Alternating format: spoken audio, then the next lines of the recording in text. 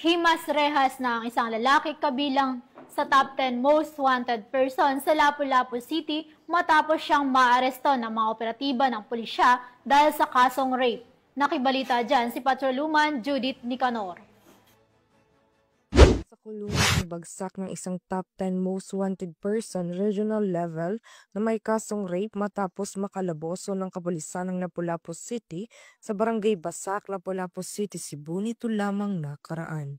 Kinilala ni Police Major Iranio S. Regidor, Station Commander ng Police Station 4 Lapu-Lapu City Police Office, ang top 10 most wanted person na suspect na si Dexter, 42 anyos na residente ng B25 L16 Deca 5, Barangay Basak, Lapu-Lapu City, Cebu. Bandang alas 9 ng gabi nang maaresto ng mga otoridad ang suspect sa bisa ng warrant of arrest para sa kasong rape na inisyu ni Honorable Vincent Deo F. Avelos, presiding judge ng RTC Branch 54, Lapu-Lapu City, Cebu na walang rekomendadong piyansa. Kasalukuyang nasa kustudiya ng Police Station ng Lapu-Lapu City Police Office ang suspect para sa dokumentasyon at tamang disposisyon.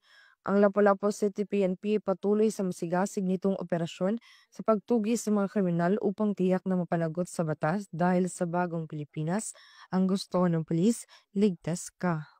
Mula dito sa Police Regional Office 7, ako ang inyong Police News Network Correspondent, Patrolwoman Judith Nicanor, alagad ng batas, tagataguyod ng balita, pulis.